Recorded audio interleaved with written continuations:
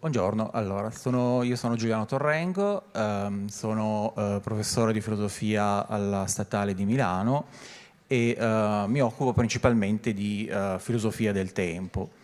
Ed è per questo motivo che sono molto felice oggi qua di essere col professor Pascal Chabot, che appunto ha scritto non solo nel suo ultimo libro, che di cui parleremo diffusamente in seguito, ma anche nelle sue opere precedenti, sia teoriche sia più letterarie, riflessioni molto interessanti appunto su questo tema. In particolare dal punto di vista, diciamo così, del ruolo che il tempo e la temporalità ha nella nostra vita, quindi dal punto di vista, se vogliamo, della filosofia e della cultura. Nel suo ultimo libro Pascal parte da una constatazione che ha qualcosa di un po' paradossale, cioè l'idea che noi costantemente diciamo di non avere tempo, no? Lo diciamo molto spesso alle persone attorno a noi, ma anche a noi stessi certe volte. E in un certo senso cosa c'è di paradossale in questa espressione? Se ci pensate, in che senso davvero possiamo non avere tempo? In fondo, vivere vuol dire avere tempo, come viene ripetuto più volte nel libro. Quindi sembrerebbe letteralmente impossibile non avere tempo, no? Solo i morti non hanno tempo, ma noi siamo vivi, per cui dovremmo avere tempo. Eppure questa espressione ci sembra molto sensata e anzi ci sembra anche in qualche modo caratterizzante le nostre vite. Ora, in un certo senso uno potrebbe pensare che anche se è vero che abbiamo tempo, quando diciamo che non abbiamo tempo, quello che vogliamo dire è che come dire, non abbiamo il tempo che vorremmo avere per poter fare quello che ci viene chiesto, per esempio. Ma se è così, allora vuol dire che qualcuno o qualcosa si prende questo tempo, ci ruba questo tempo. Ora, Pascal si chiede appunto se le cose siano effettivamente così. Ci sarebbe una risposta abbastanza facile, che però appunto giustamente io penso Pascal considera ma poi scarta, cioè quella di dire, beh, il tempo è degli individui, però gli individui vivono in una società che in qualche modo li costringe e questo costringere talvolta vuol dire anche pagare in tempo qualcosa. Quindi chi è che ci ruba il tempo è la società. No? Questa però è una risposta che, come fa notare Pascal giustamente, secondo me è troppo facile. Magari è vero che in alcuni casi e certe volte è così, ma non è la fine della storia. Okay? Quindi la storia, per capire esattamente perché appunto siamo in questa situazione in cui, anche se siamo noi la fonte, diciamo così, principale del nostro tempo, spesso non ce l'abbiamo, non ne abbiamo abbastanza. Per capire questa situazione, appunto, Pascal scrive un intero libro e in particolare appunto, si concentra su 5 come dire, interpretazioni, no? della nozione di tempo che hanno una rilevanza appunto nella nostra vita ordinaria. E vorrei appunto, ovviamente queste cose le dirà in maniera più diffusa il professor Chabot nella relazione che segue, ma vorrei dire appunto qualche idea, no, che mi sono venute anche un po' rapsodicamente, così leggendo il libro, che connette appunto queste tematiche a tematiche che riguardano le cose su cui ho lavorato, no, nel mio lavoro. Quindi queste 4 concezioni sono il fato, il progresso, l'ipertempo, la scadenza e l'occasione. Questo è, la cosa interessante è che a ciascuna di queste concezioni viene connessa una situazione emotiva, diciamo così.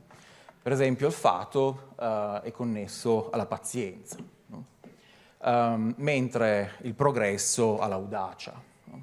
Quindi l'idea è che se comprendiamo il tempo come qualcosa che in qualche modo ci trascina, la situazione emotiva fondamentale per capire questa concezione è appunto quella della pazienza. Se invece prendiamo il tempo come qualcosa che è una risorsa che può portarci avanti e può portare in qualche modo a costruire qualcosa di noi, la situazione emotiva principale è quella dell'audacia. Okay? La cosa anche interessante è che l'audacia e il progresso abbastanza velocemente si trasforma in quello che appunto Pascal chiama l'ipertempo, no? Che mi ha interessato molto questa questione dell'ipertempo perché io mi sono occupato anche di viaggi nel tempo, cioè di quello che si chiama la filosofia della fantascienza e la questione dei viaggi nel tempo, e spesso l'idea di poter cambiare il passato è qualcosa che ha senso solo se appunto inseriamo nel nostro sfondo non solo un tempo ma un ipertempo, cioè in qualche modo un'arena dove il tempo stesso accade. Okay? Per darvi un'idea potete immaginarvi, voi siete davanti a uno schermo dove potete far partire una registrazione, il cronometro della registrazione dice 00, ma avete davanti a voi anche un orologio che, permettiamo, anche lui dice 00 perché è mezzanotte. Fate partire in quel momento la registrazione e potete immaginarvi che l'orologio sia appunto l'orologio dell'ipertempo, mentre il cronometro della registrazione sia una rappresentazione del tempo.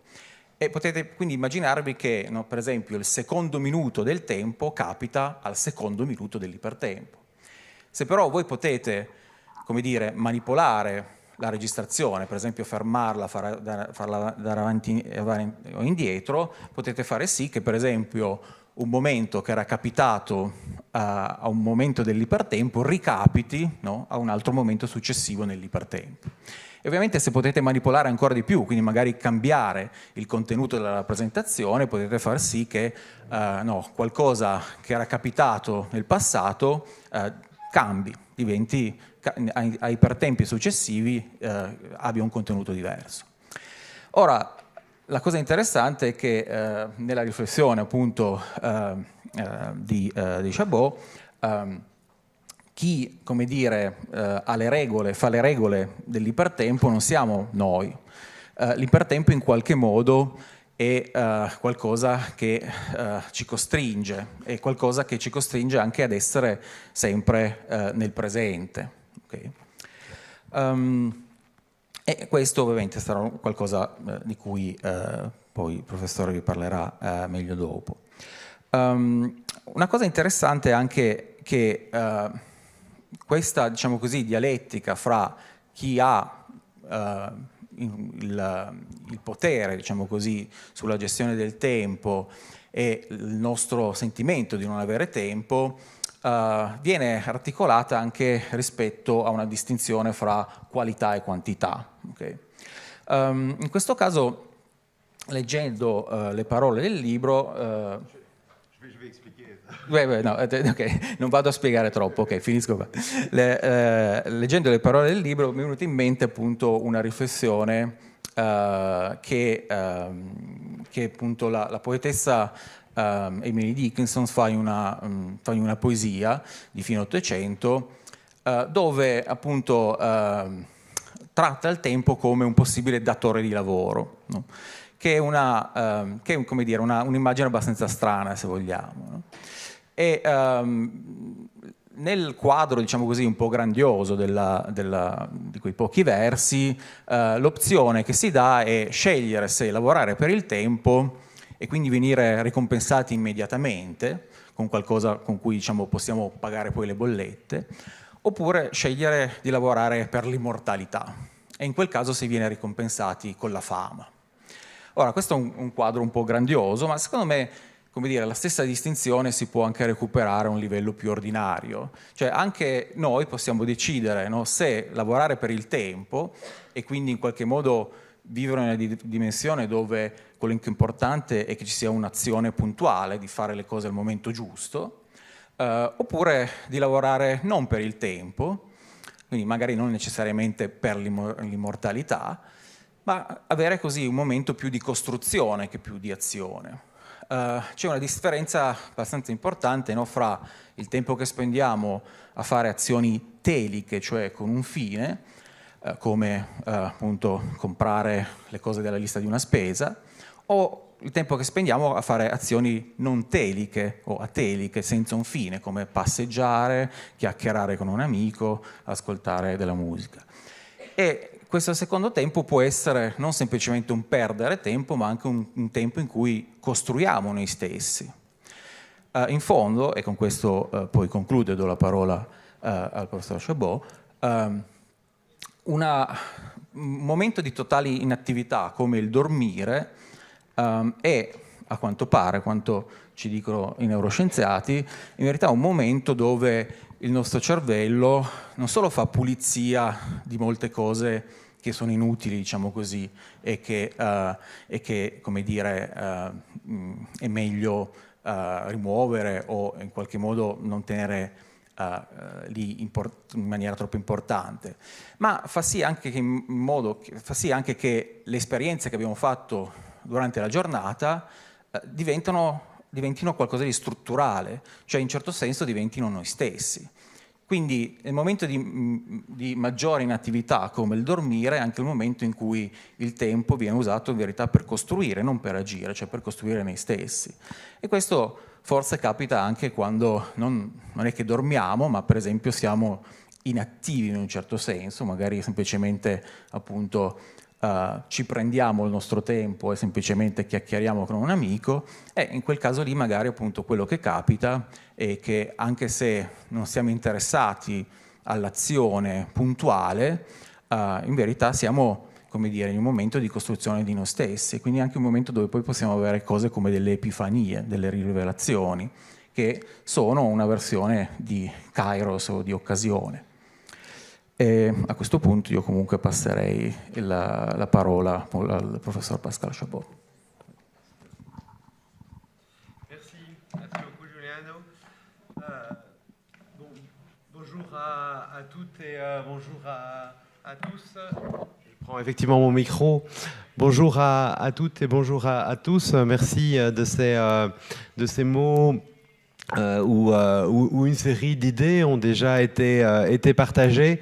Je vais devant vous les développer davantage. Effectivement, il s'agit de s'intéresser au temps, de s'intéresser à notre rapport au temps, à la manière dont les technologies l'ont profondément modifié, parce que ce sera un des fils rouges de cette intervention, d'essayer de comprendre comment notre façon de vivre le temps, puisque le temps est notre bien le plus précieux, a été altéré, métamorphosé, transformé par le simple fait de se brancher sur la grande coupole numérique, la grande coupole qui nous fait pénétrer dans ce que j'appelle l'hypertemps. Mais pour bien le comprendre, il faut d'abord tâcher de parler un peu philosophiquement, je le ferai philosophiquement, de ce qu'est notre rapport au temps, et puis après de la manière dont les cultures ont toujours déterminé ce rapport. Le temps est certainement une des questions philosophiques les plus difficiles, les plus belles également. C'est la porte d'entrée vers la métaphysique sans conteste. Saint Augustin disait « Le temps, si on ne me demande pas ce qu'il est, je le sais, mais si on me le demande, je ne le sais plus. » C'est-à-dire que nous en avons une expérience intime qui défie le langage, qui défie la verbalisation, face à laquelle finalement nous sommes rapidement muets. Et c'est tout le pari de la philosophie que d'essayer de mettre des mots sur cette expérience-là. Et d'ailleurs, je crois que la philosophie se spécialise dans cet art de parler de ce qui nous est quotidien mais que l'on ne définit pas toujours. L'amitié, bon, nous savons tous ce que c'est, enfin il faut l'espérer, mais parler longuement de l'amitié est extrêmement difficile. De même pour le temps. Alors, si on veut le qualifier, on peut dire qu'il est le milieu général dans lequel se déroule tout nos devenirs, le milieu omniprésent dans lequel les devenirs se succèdent. Nous en faisons l'expérience tout à fait paradoxale d'une ce que l'on peut appeler une apparition disparaissante.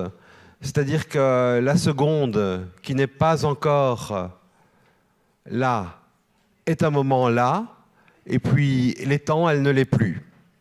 Donc le temps, c'est l'expérience permanente du négatif. Quelque chose survient, et puis quelque chose tout aussitôt disparaît. Cela apparaît, cela disparaît. C'est l'apparition disparaissante qui est aussi l'expérience de l'irréversibilité. Chaque seconde, c'est une fois, et rien qu'une fois. Une fois et pour toujours. C'est chaque fois l'unique, l'expérience du temps, c'est chaque fois l'unique, et c'est unique qui s'enfuit.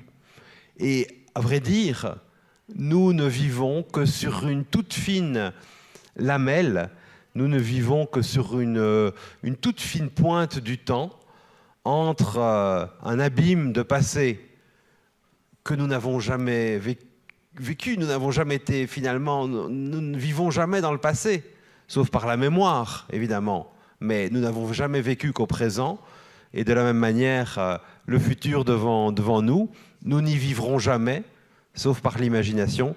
Nous n'habitons que cette fine pointe du présent, entre deux grands continents, infinis presque, que sont le passé, que sont le futur, et c'est toute la philosophie de la conscience de se demander comment, grâce à la conscience, nous voyageons finalement dans le passé, nous voyageons dans le futur.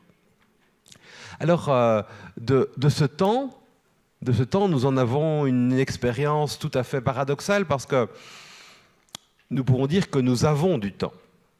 Vivre, fondamentalement, c'est avoir du temps, et avoir du temps devant soi. Avoir du temps devant soi. Alors, qu'est-ce que avoir le temps? C'est faire l'expérience d'avoir une série d'années, de dizaines d'années devant soi, et finalement, cette quantité-là, c'est le temps que l'on a encore, pour ainsi dire. Pendant le Covid, on avait tous beaucoup de temps, enfin non, certains avaient beaucoup de temps et d'autres n'en avaient presque plus, surtout ceux qui travaillaient dans les métiers les plus difficiles. Mais c'était un moment où moi j'ai écrit cette réflexion sur le temps, et j'avais réfléchi sur un sablier, sur un petit sablier de 3 minutes pour indiquer la cuisson des œufs. Et j'avais cherché à le mettre à l'échelle de ma vie. Bon, c'était un moment où j'étais particulièrement optimiste. Je ne sais pas pourquoi. Ce matin-là, je m'étais dit, tiens, mais il me reste peut-être une trentaine d'années, une 35 ans. Et j'avais essayé de calculer avec une simple règle de 3 ce que ce sablier de 3 minutes pouvait donner à l'échelle de ma vie. Et j'étais arrivé, en ayant refait les calculs plusieurs fois, à quelque chose comme 35 tonnes de sable. 35 tonnes de sable ou 40 tonnes de sable pour cette trentaine d'années, ce qui finalement était une représentation métaphorique d'une sorte de gigantesque sablier existentiel du temps que j'avais. Bon, j'étais optimiste, hein, on sait bien que ça peut s'arrêter du jour au lendemain, évidemment. Mais cet avoir-là, je trouve qu'un artiste contemporain pourrait s'emparer de ce dispositif.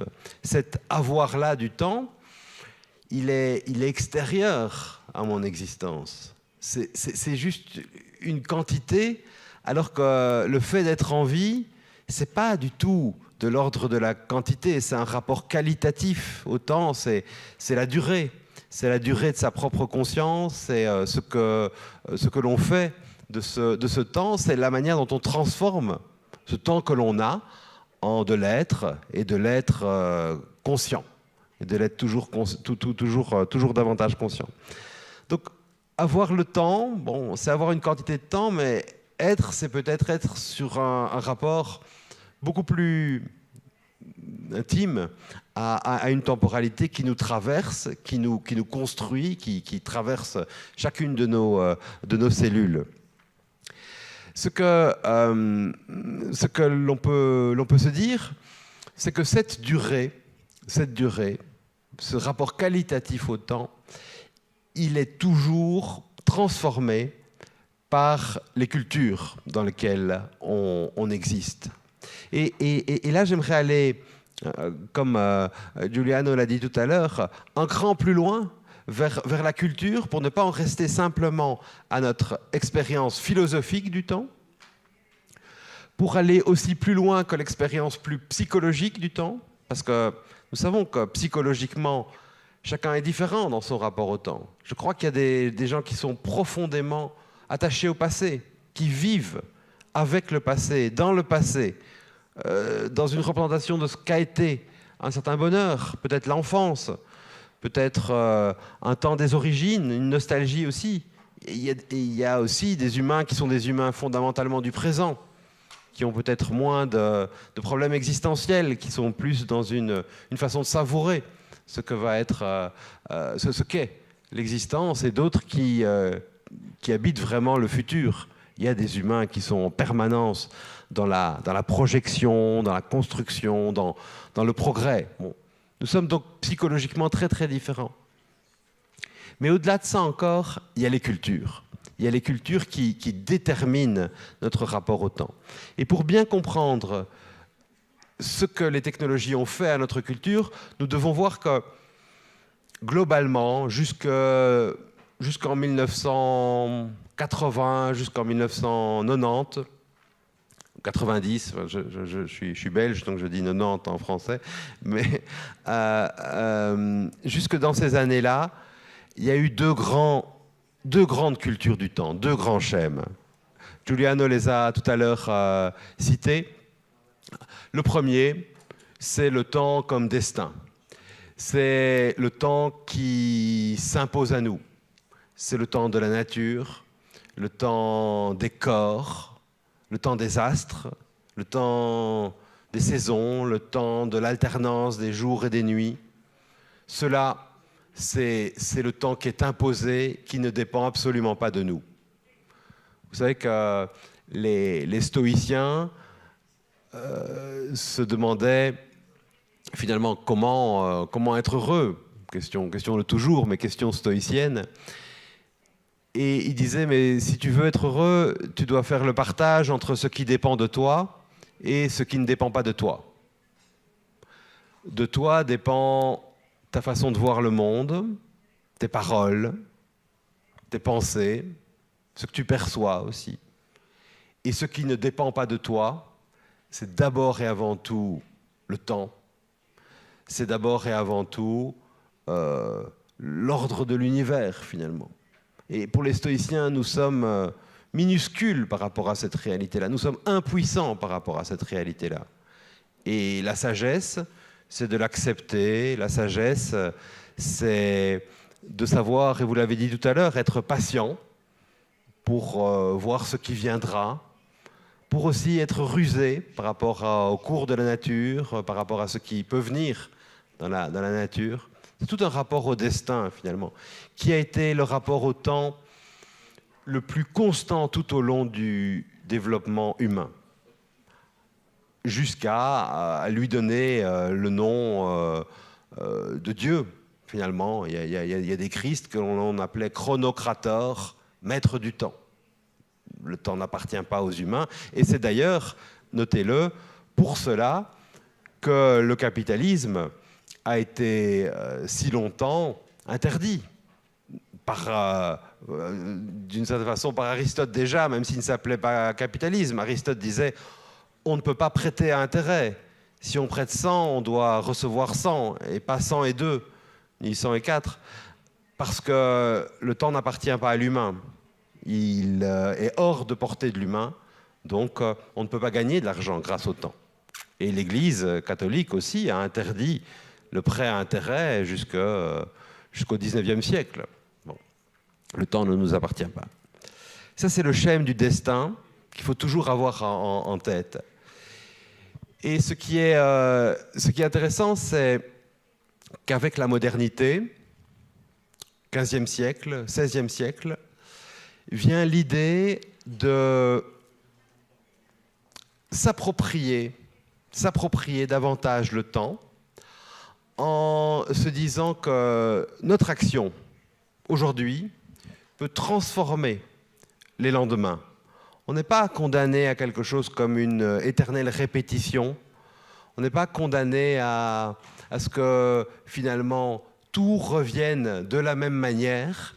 Si l'on construit une ville, à cet endroit-là, il y aura quelque chose comme une différence pour demain. La mentalité du progrès, je l'appelle le progrès, plus le destin, le progrès. La mentalité du progrès est une mentalité d'après laquelle le présent peut faire une différence dans le futur. Et alors, ce qui va compter, c'est les imaginations qu'on peut se faire de demain. C'est les imaginations du futur. Imaginer, inventer un futur de telle manière dans lequel on gagnerait peut-être davantage de maîtrise sur notre corps, par rapport à la médecine notamment, gagner davantage de maîtrise sur toute une série de paramètres qui vont déterminer cette conception assez optimiste qui est la conception progressiste. Il s'agit de faire une différence. Cela, c'est la mentalité du progrès qui va s'opposer toujours davantage à la mentalité du destin. Par rapport au progrès, et avant d'y venir à la question de l'hypertemps, je dois dire qu'il n'existe pas qu'un seul progrès. Il existe, à vrai dire, deux types de progrès. Et cela est important quand on parle de technologie. Il faut voir que les technologies, les sciences sont du côté d'un progrès et qu'il y a une question sur un autre type de progrès. Cela, je l'ai compris à un moment, il y a une dizaine d'années, quand j'avais écrit un livre sur la question du burn-out. On en parlait relativement peu à ce moment-là, c'était 2013. Dans mon entourage, il y a plusieurs personnes qui avaient traversé l'épreuve extrêmement douloureuse du burn-out. Et j'avais voulu comprendre comment cette expression avait été forgée. Je m'étais alors intéressé à un psychiatre autrichien, né en 1924, qui s'appelle Freudenberger, qui donc était à Vienne. Dans les années 30, il a quitté l'Autriche pour aller vers les États-Unis. Sa famille l'ont mis sur un bateau pour le sauver du nazisme. Et là-bas, s'il vous plaît, monsieur. Oh, merci. Merci. Sa famille l'a mis sur un bateau pour le sauver du nazisme. Et là, il s'est formé à la médecine. Il est devenu psychiatre. Il avait une consultation ordinaire. Et le soir, après, de 9h du soir jusqu'à 1h du matin, 2h du matin, il s'occupait de toxicomanes. La guérison la plus difficile, la guérison parfois impossible. Il a travaillé pendant des années comme cela, 8h du matin, jusqu'à 1h du matin. Il était de plus en plus mince. On lui disait « Attention, attention !» Et lui, il répondait « Pas de problème, Frank Sinatra est plus maigre que moi encore, je peux continuer, je peux continuer. » Il était de plus en plus épuisé. On lui disait « Arrête-toi, calme !» Il disait « Je peux pas. La souffrance à soulager est telle qu'il est impossible de s'arrêter. » Il a continué ainsi jusqu'à ce qu'à un moment, son corps soit incapable de bouger. Il était bloqué du dos, au lit. Il avait été formé à la psychanalyse. Donc il s'est enregistré assez longtemps, pendant tout ce moment de très grande fatigue, et puis ce moment où il a repris pied petit à petit. Et en réécoutant par la suite ces cassettes, il a entendu un changement dans sa voix, une altération de sa personnalité, un rapport au monde tout à fait différent finalement. Et il a été chercher chez les drogués qu'il soignait, chez les toxicomanes qu'il soignait, un mot, qui est le mot burn-out. En français, on dirait être brûlé, être cramé, pour désigner ce qu'il avait. Ce qui est intéressant, et je vais revenir sur le temps, et sur le progrès surtout, ce qui est intéressant, c'est que avec ce mot-là, il a caractérisé des métiers qui sont les métiers de l'humain, qui sont son métier, soigner, le métier des infirmières, le métier des enseignants, le métier des assistants sociaux. C'est à toutes ces personnes-là, métier de l'humain, qu'il consacre son premier livre. Et sans le savoir, parce qu'il ne le cite pas, mais il fait écho à Freud, qui disait à la fin des années 30, avec la modernité, 3 métiers sont devenus impossibles, soigner, éduquer, gouverner. Les métiers impossibles de la modernité, soigner, éduquer, gouverner. Ce sont les mêmes types de métiers. Et ce qui m'intéresse, c'est de voir pourquoi est-ce que ces métiers-là, ces métiers de l'humain, sont des métiers dans lesquels l'expérience peut être plus difficile. Eh bien, je crois que c'est un rapport différent au progrès.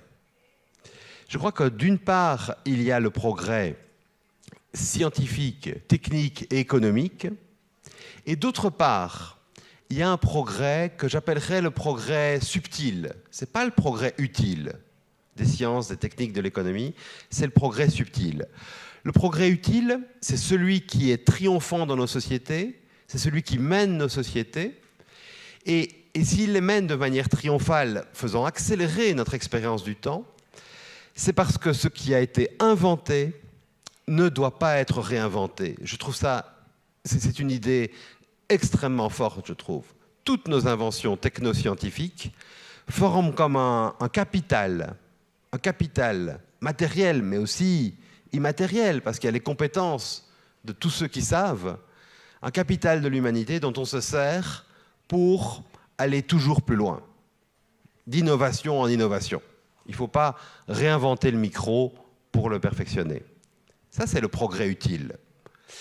Mais les enseignants, les médecins, les politiciens aussi, tout qui s'occupe de la société, ils ne peuvent pas dire qu'il y a un capital de savoir, de connaissances toujours plus important sur lequel on se base pour continuer. On est dans des métiers beaucoup plus cycliques, où il faut souvent recommencer à zéro, il faut souvent réapprendre. Quiconque enseigne sait bien que nous avons chaque fois face à nous des jeunes nouveaux, pour ainsi dire. Il faut chaque fois réapprendre à vivre. Là, on est dans un autre type de progrès, qui est le progrès subtil. Subtella, c'est ce qui est en dessous de la toile, en latin, en italien aussi, je pense, subtella, et ce sont les liens qui nous importent. Bon. Ça, c'est le progrès subtil.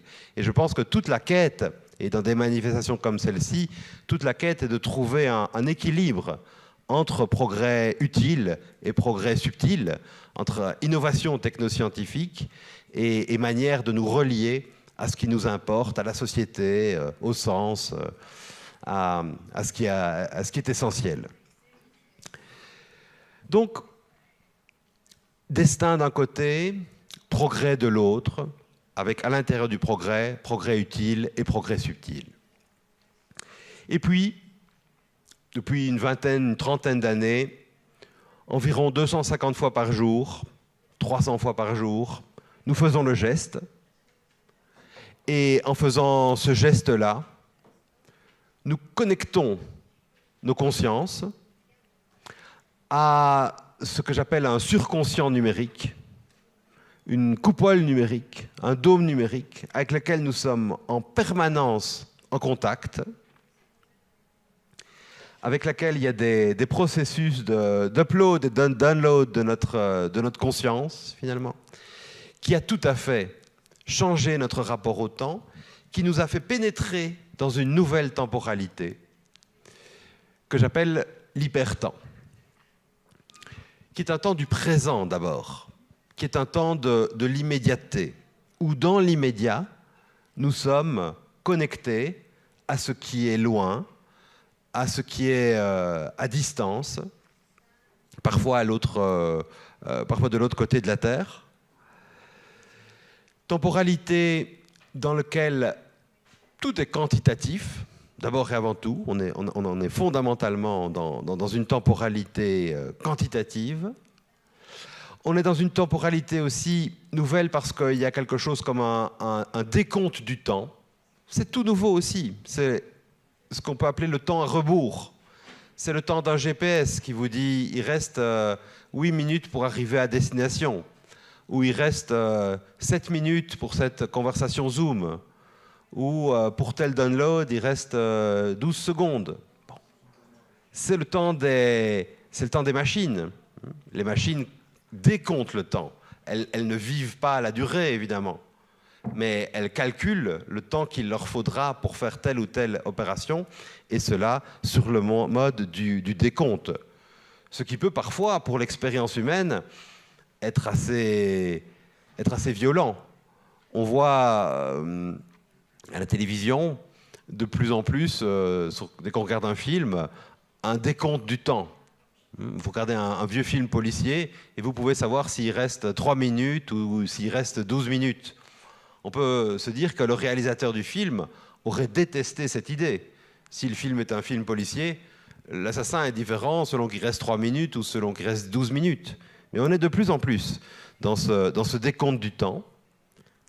Donc temps décompté, temps de l'immédiateté aussi, et puis temps accéléré. Temps accéléré avec ces grands paradoxes qu'en Allemagne, Hartmut Rosa, le philosophe et sociologue Hartmut Rosa, a beaucoup travaillé, et de façon très juste, en montrant qu'il y avait une accélération technique, mais aussi une accélération des modes de vie. Essayer dans son existence de vivre le plus de choses possible, une altération des rythmes aussi. Et le paradoxe est frappant. Parce que si on revoit les discours qui ont accompagné nos technologies dans les années 60, dans les années 70, on avait toujours cette idée de la libération du temps. Vous allez déléguer telle chose à la machine, que sais-je, la machine à lessiver, déléguer telle chose à la voiture, etc. Et vous verrez, vous aurez toujours davantage de temps. Ça a été la grande promesse de la civilisation technique, qui est une promesse paradoxale parce que, d'un côté, c'est vrai, nous avons gagné beaucoup de temps, qui est du temps que nous donnions à ces activités. Bon, pour aller au XVIe siècle de Turin à Rome, il fallait quoi, 2 semaines, quelque chose comme ça. Nous savons que c'est quelques heures. Aujourd'hui, nous avons gagné ce temps-là, évidemment. Mais de même que la nature a horreur du vide, les humains ont horreur du vide. Et ce temps que nous avons gagné a été rempli directement par d'autres types d'activités. Et toujours davantage, d'où cette impression d'accélération qui ira aussi en s'amplifiant, très probablement. On peut poser la question de l'intelligence artificielle par rapport à ça. Évidemment, l'intelligence artificielle, dit-on, va nous faire gagner beaucoup, beaucoup de temps, c'est certain, mais ce temps gagné, ce sera évidemment toujours du temps pris pour former davantage notre relation avec l'intelligence artificielle, parce que c'est une question de couple. Ce n'est pas une intelligence, c'est le couplage que nous avons ou que nous aurons avec ces intelligences-là. Par rapport à cette question, je trouve qu'il est intéressant de se demander, finalement, pour bien comprendre ces intelligences artificielles et la manière dont elles vont transformer notre temps, il faut se demander qu'est-ce qu'on leur délègue. La technologie, c'est toujours des dispositifs auxquels on délègue une tâche. On délègue à la voiture le fait de nous conduire, finalement. On délègue à l'avion le fait de voler, à l'ascenseur le fait de nous emmener en l'air. Qu'est-ce qu'on délègue à ChatGPT, par exemple? Ma réponse, en tant que philosophe, c'est qu'on délègue de l'écriture. Je ne sais pas si ces dispositifs sont intelligents ou pas, ce n'est pas la question. mais ils ont une compétence, c'est de pouvoir faire se suivre de façon correcte une série de termes pour répondre à une question. On leur délègue de l'écriture. Ce sont des machines à écrire automatiques. C'est vertigineux. C'est vertigineux parce qu'on avait tout délégué, ou presque tout délégué à des dispositifs, mais jamais l'écriture. Et c'est vrai que même s'il y a des erreurs, peut-être des maladies de jeunesse, disons, quand on demande à ChatGPT, voilà, explique-moi la conception du temps chez Giuliano, par exemple, ou pour d'autres penseurs, bon, il y a des maladies de jeunesse, mais les mots qui sont mis les uns à la suite des autres, qui sont écrits, ont du sens. Déléguer l'écriture n'est pas un acte neutre. D'abord parce qu'il ne faut pas oublier que c'est traditionnellement par l'écriture que l'humain historique se définit. On l'a tous appris à l'école. Quand est-ce que commence l'histoire humaine? Eh bien, quand l'humain a commencé à écrire. Avant, c'est la préhistoire. Deuxième conséquence, donc ça veut dire qu'il y a quelque chose comme une sorte de sortie de l'histoire. Deuxième conséquence, qui est une conséquence peut-être plus forte, plus intime, c'est que par l'écriture, on comprend qui on est. C'est en écrivant qu'on comprend mieux, par exemple, nos sentiments par rapport à quelqu'un d'autre. Quand vous écrivez un mail à un ami, à une amie, et que vous devez dire à la fin... Bon, salutations, ou bien je t'embrasse, ou bien au plaisir de te revoir, toutes ces formules-là, finalement, vous méditez sur votre relation avec cette personne. En permanence, l'écriture nous fait réfléchir à notre rapport au monde. Quand on aura entièrement délégué ça en disant, bon, écris un message à telle personne pour lui dire ceci et cela, je pense que ces moments de réflexion par l'écriture seront moins importants. Et puis, il faut aussi dire, quand on aura délégué cela, qu'on aura sans doute aussi accéléré la marchandisation du langage. Parce que déjà maintenant, on voit qu'il y a des dispositifs qui sont payants et qui donnent de l'écriture de meilleure qualité que le ChatGPT qui est gratuit. Donc, on peut se dire qu'il y aura des types d'abonnements vers des langages plus ou moins poussés. On va vers là aussi. Très probablement. Mais ceci pour dire que ce que l'on aura délégué, évidemment, nous fera gagner du temps, mais le processus, c'est que le temps gagné est directement réinvesti dans cet hypertemps technologique, dans lequel il n'y a pas de temps mort. Et c'est ça la grande différence, et peut-être la grande quête d'aujourd'hui, c'est de retrouver la manière d'avoir le temps. Bon, retrouver quelque chose comme un temps mort. Parce que finalement, ce qui est grand dans l'existence, et ça Giuliano l'a déjà dit tout à l'heure, c'est évidemment les moments où on oublie la temporalité. J'en parle tout le temps du temps, mais en nous constituant, il est aussi d'une certaine manière notre ennemi. Et les grandes choses dans l'existence sont les choses que nous faisons sans penser au temps qui passe. La musique, une conversation avec des amis, un film, un repas. Vous préparez un repas longtemps, c'est une expérience qui demande beaucoup de temps, mais la pire insulte qu'on peut vous faire à table, c'est de regarder la montre, évidemment.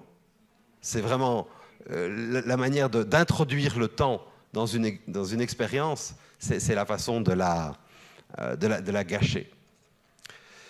Donc retrouver quelque chose comme des temps morts aussi, des temps vides. Mais là où c'est encore plus difficile, et je vais petit à petit vers la conclusion, là où c'est encore plus difficile, c'est que le temps à rebours, le décompte du temps dont j'ai parlé tout à l'heure, il existe quand nous utilisons nos outils, mais il existe aussi par rapport à la planète. On sait que pour tel iceberg, par exemple, il reste 25 ans, 28 ans. On sait qu'avant tel effondrement majeur de biodiversité, il reste 34 ans ou 38 ans. Et on a des modèles qui sont des modèles scientifiques remarquables, des modèles qui sont des projections du futur. Nous sommes la première génération à disposer d'une telle connaissance du futur. C'est extraordinaire. Avant, le futur était quelque chose de tout à fait opaque. On n'avait pas de grande philosophie du futur dans le passé, ou très très peu. On commence à en avoir. Je sais bien que Giuliano est un de ceux qui, en Italie, crée des philosophies du futur. On peut en avoir parce que, grâce à nos sciences, nous avons une expérience assez fine de ce que pourrait advenir dans tel phénomène, tel autre phénomène, sauf chaque fois avec des bifurcations. Eh bien, cela, c'est un dernier grand modèle du temps, c'est le délai, ce que l'on peut appeler le délai, le compte à rebours, non pas pour l'individu, mais avant quelque chose comme un effondrement majeur de biodiversité, une catastrophe. Et là, tous les phénomènes d'éco-anxiété, par exemple, sont très présents par rapport à cette temporalité du délai, qui est elle aussi nouvelle. Bien sûr, l'humanité a toujours vécu dans ces phases très religieuses avec cette idée de jugement dernier, avec cette idée d'apocalypse, avec cette idée de fin du temps, c'est certain. Mais c'était des projections qui étaient des projections symboliques, des projections mythiques, des projections de l'ordre du discours. Aujourd'hui, les projections sont de l'ordre du calcul. Elles sont de l'ordre des échantillons qui, de façon probabiliste, sont interprétés. Et c'est tout à fait différent. Donc, pour conclure, je dirais que nous faisons cette expérience tout à fait particulière de vivre simultanément avec 4 grands modèles culturels du temps. Nous sommes marqués par le destin. C'est le temps de nos corps, c'est le temps du soir qui viendra tout à l'heure, de la nuit, etc. C'est 99% de l'expérience. Mais nous sommes aussi des humains du progrès. Nous sommes des humains qui sommes conditionnés à savoir que notre action contemporaine peut faire une différence par rapport à demain. Et puis, également, nous sommes des êtres de l'hypertemps, connectés en permanence, dans une sorte de présent mondial qui nous permet de nous synchroniser et d'oublier l'espace. Parce que plus on vit dans le temps, plus on oublie l'espace. Et nous sommes aussi des êtres du délai.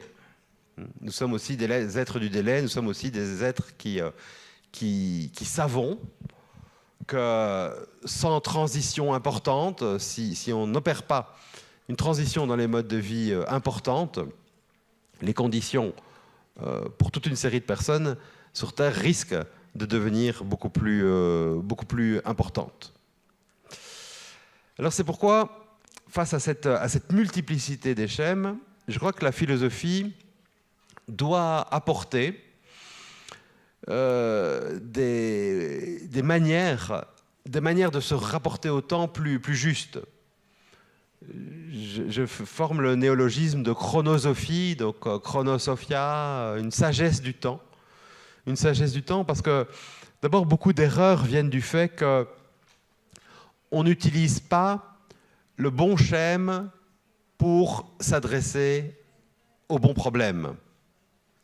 On a parfois tendance à dire tout va trop vite, tout accélère trop vite, il faut aller piano, il faut décélérer. À nouveau, ce n'est pas vrai, c'est trop général.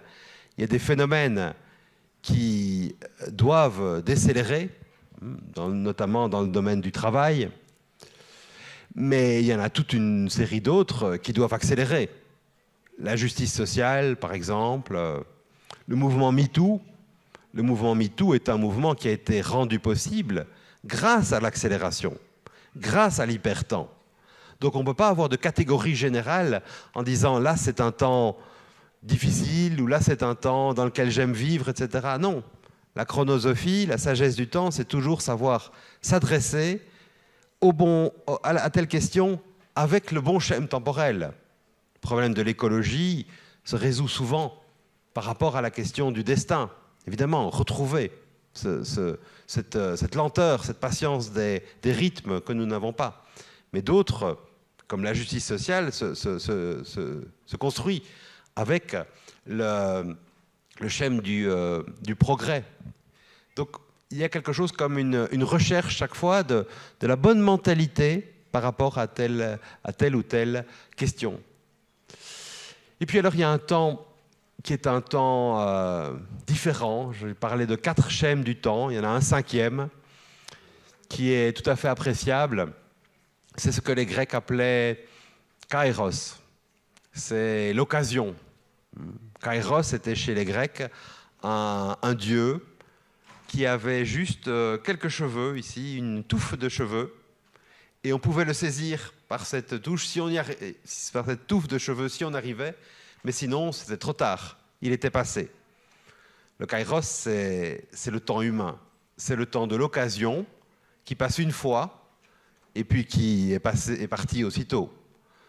Vous avez une fenêtre temporelle, vous auriez pu dire quelque chose d'important à l'autre, vous n'avez pas saisi l'occasion, sans doute qu'il sera trop tard, vous ne l'aurez pas dit.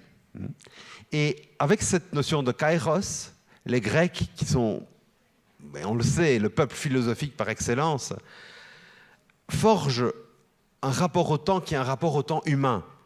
On n'est plus dans ces grandes métaphysiques d'un temps qui ne dépend pas de nous, d'un temps qui est celui du cosmos, qui est celui de la planète, mais on est dans une sorte de savoir et presque de ruse du temps, où on sait qu'il y a toute une série d'occasions qui peuvent être prises dans la vie et qui nous permettent de faire bifurquer.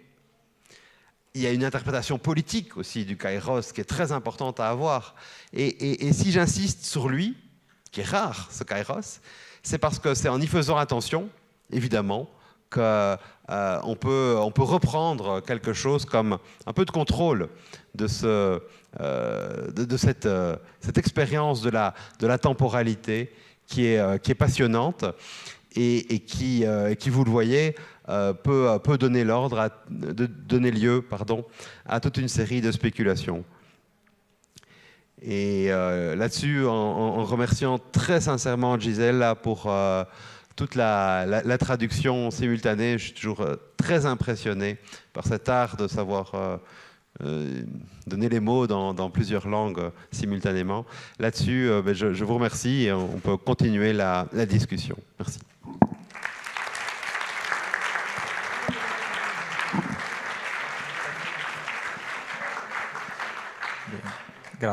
Grazie Pascal della conferenza.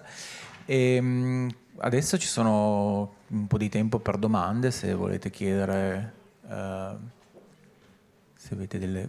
Sì, cioè...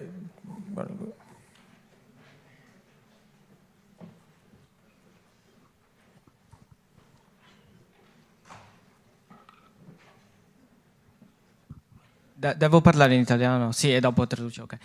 Come è definito il rapporto tra il tempo e il concetto di nuovo, il concetto di novità, in una società in cui non si riesce, in cui il nuovo è modellizzato preventivamente da standard già prestabiliti e in cui non si riesce a immaginare un cambiamento? Il tempo, come ne risente la nostra concezione del tempo?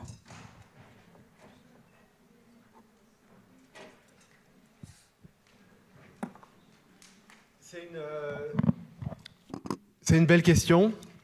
C'est sûr que le nouveau, ce que l'on peut appeler l'innovation, c'est ce qui rythme le temps des sociétés. On peut faire des sortes de lignes du temps dans notre conscience, où on se dit, par exemple, mais quels sont tous les ordinateurs dont je me suis servi, ou tous les téléphones dont je me suis servi, toutes les voitures dont je me suis servi. Et on voit alors quelque chose comme les innovations qui définissent d'une certaine façon des dates. On a beaucoup de musées d'art, on n'a pas encore beaucoup de musées des innovations techniques. Je connais pas de grands musées des ordinateurs, par exemple, mais c'est toujours avec une certaine nostalgie qu'on voit, bah oui, tiens, dans les années 1990, j'avais tel ordinateur, dans les années 2000, etc. Bon. Alors, ça, c'est une première manière d'articuler innovation et temporalité. Je crois que ce qui est important, c'est de voir la différence entre justement ce règne des innovations et la catégorie de progrès plus générale qui concerne le temps. Parce que toute la question contemporaine est de savoir est-ce que telle innovation est aussi un progrès. Une innovation, c'est un dispositif technologique nouveau qui a une certaine neutralité. Et il est impossible de savoir a priori comment une société va pouvoir s'en emparer. Alors, à partir de quand cette innovation est aussi un progrès social, un progrès humain? Ça, c'est vraiment le sorte de question philosophique de base.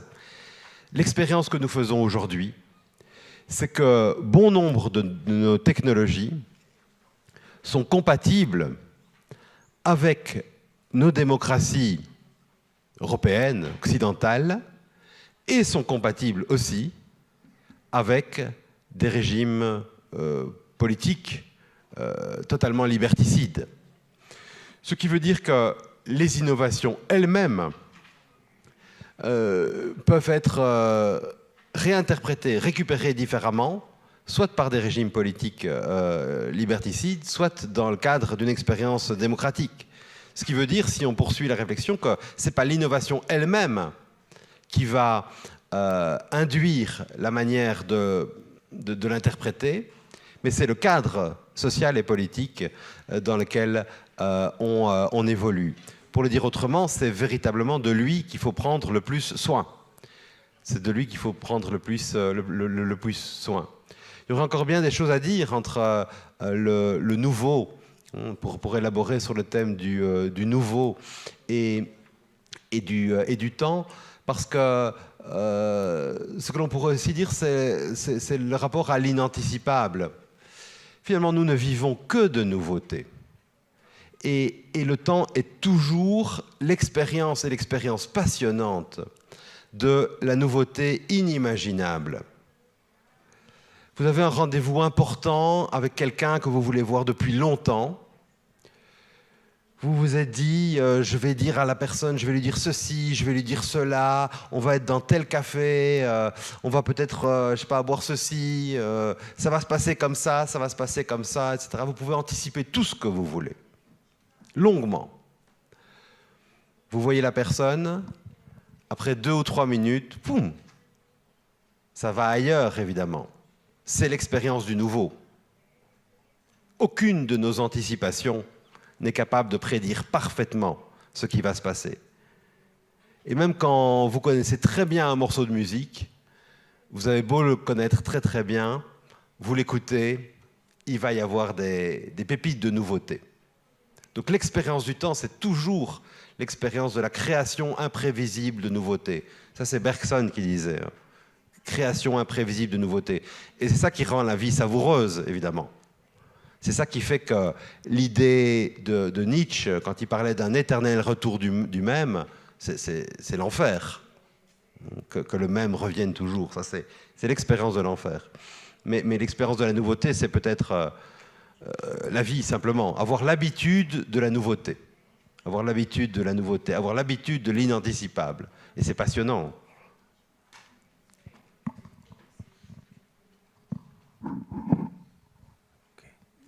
C'è un'altra domanda laggiù.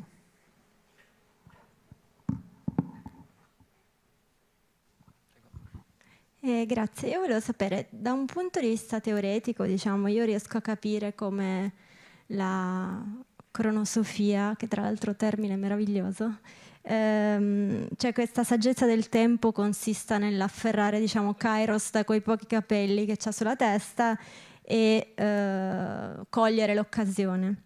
Però faccio sempre fatica un po' a metterlo in pratica, no? Quindi come si fa, diciamo, nella nostra umanità a combattere la cronofobia invece, cioè a trovare davvero il giusto schema temporale per affrontare ogni questione al meglio. Suggerimenti? Oui, c'est évidemment la belle question. J'avais écrit en 2015 sur la pensée des transitions. Parce que j'ai tout à l'heure parlé un petit peu sur la question du burn-out, donc l'épuisement. Et puis après ce livre sur l'épuisement en 2013, je me disais on ne peut pas en rester évidemment à l'épuisement, ni professionnel, ni par rapport à notre rapport à l'environnement.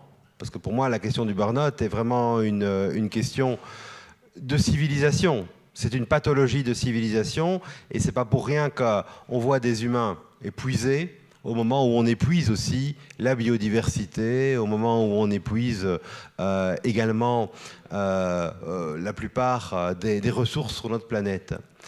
Et ce qui m'avait paru important alors, c'était d'essayer de dégager philosophiquement le schème des transitions, l'idée des transitions, en disant ce qui est propre aux transitions, c'est que c'est le lieu d'un futur désiré. C'est le lieu d'un futur désiré, c'est le lieu où, et c'est très très compatible et même profondément tissé avec les utopies réalistes de la Biennale, le futur désiré, c'est le contraire du futur imposé. Je pense que nous vivons sous le règne d'un nouveau destin. Pour reprendre le thème du destin tout à l'heure, j'ai dit que le destin, c'était le temps selon la nature. Bon. Mais en réalité, nous qui vivons toujours plus loin de la nature, nous sommes la génération qui parlons le plus de la nature, mais très souvent nous sommes dans des pièces où nous sommes isolés de la nature et où les seuls objets naturels sont souvent les corps humains. Il n'y a pas d'autres, enfin, et toutes nos bactéries, et que parfois une mouche ou quoi, mais très peu de nature. Bon, on est façonné par ce nouveau destin qui est un destin technologique, qui est un destin lié à ce qu'on peut appeler des ultra-forces. Bon. À côté de ce destin-là qui secrète un futur, il y a un imaginaire des transitions dans lesquels on peut dessiner des futurs désirables, des futurs enviables. Et c'est de cette manière que, plus pratiquement, on peut reprendre en main quelque chose comme ce destin.